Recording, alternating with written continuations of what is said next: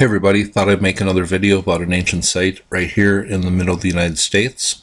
What this is called Poverty Point, and I just wanted to bring you some true history and some true importance of the site because your government sure as hell won't. But let me zoom in here, and the pretty much agreed upon date for the building of the site was about 3,500 years ago, and that kind of shocked me when I read that the agreed upon date was that old. That makes it very ancient, more ancient than Cahokia in Illinois, which I made a video about a few weeks ago. I'll leave the link for that below. But what's common with Cahokia, and this was built much earlier, is this large ancient earthwork pyramid. This is the second largest mound or pyramid north of Mexico. It's massive. I'll leave the link for this below if you want to know the dimensions and stuff. I can't remember them off the top of my head. But it's smaller than the Great Pyramid, but still very large and very huge base. And you can see here the ancient ruins are these this arched terracing, and that has been what's reported. These ancient ruins are arched terracing with some lanes or aisles built into them. But that is not actually what was originally at this site, and I'll tell you why here. I just want to go to a couple websites. This is pretty much agreed upon depiction of what Poverty Point looked like. This arched terracing with these lanes or aisles built into it, but some things weren't quite adding up to me. And most of the depictions of this have these ruins ending right at where the present day river is. And one thing we know about rivers is they change course, and they changed course dramatically. The Missouri River has changed a heck of a lot since Lewis and Clark charted it about 200 years ago.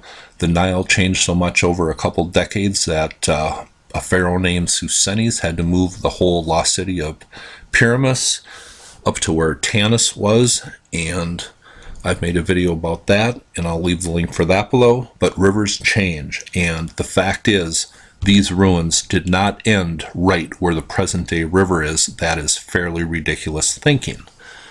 So, and I just want to show you a couple other depictions.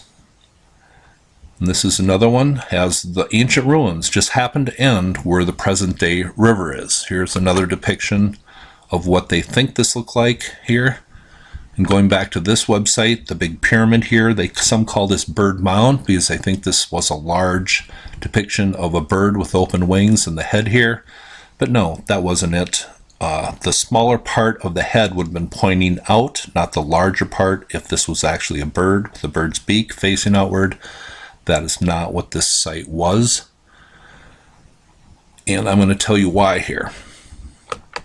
Going back to Google Earth, when I took a good look at this, something really struck me, and it is this feature right here.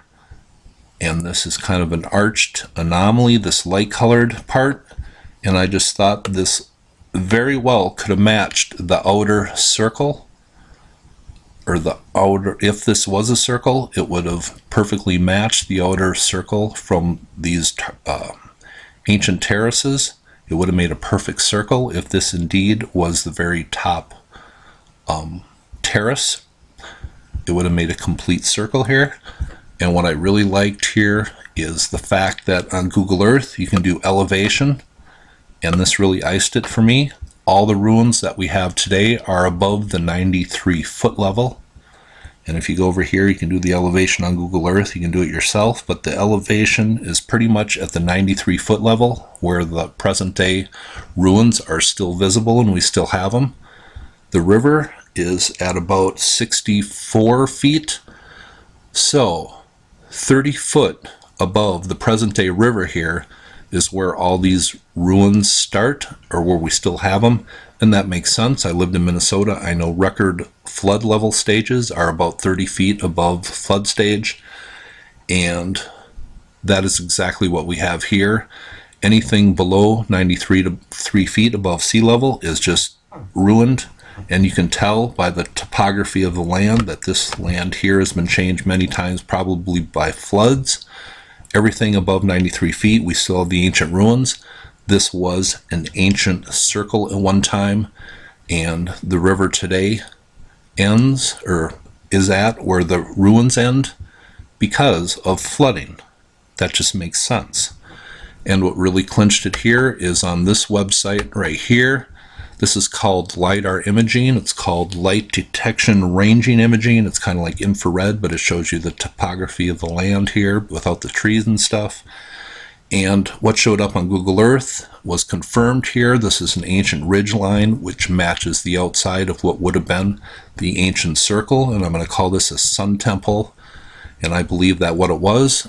This site here has the ancient alignments built into it, and back on this website here they have a pole. Some people think that there was something built right here. He just has it depicted as a pole, but what that actually was, if we go back to Google Earth, I put a little place mark here where I believe he had that pole, and that would have been the very middle of this circle. So that makes sense that there was something built into the middle of the circle, if that was indeed what was there, and I believe that's exactly what was there. And if we go back down to the pyramid here, I'm going to show you something. But if we go down to the pyramid,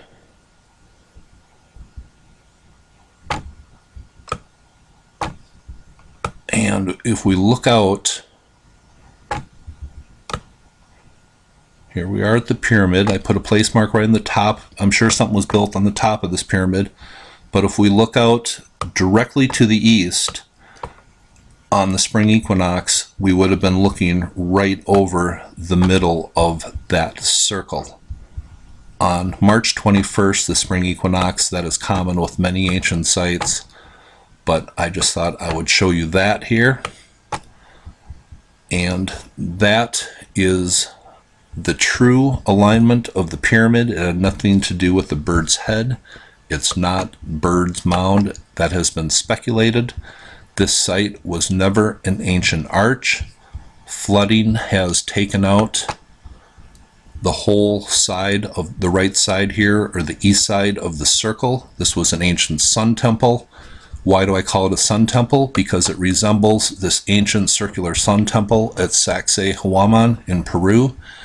It also resembles a little bit this ancient circular, what is called the Temple of the Sun at the Coricancha ruins at Cusco in Peru. That's exactly what it looks like.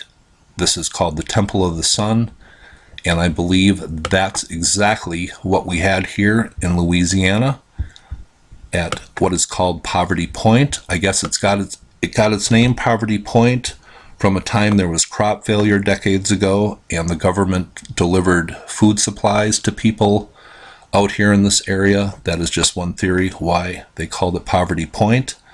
But we have a spring equinox alignment. We have an ancient circular sun temple that was here at one point. I thought I would bring you some true history right here in the middle of the United States. I think I'll stop before I screw up again. Hope you thought this was interesting. You have a nice day.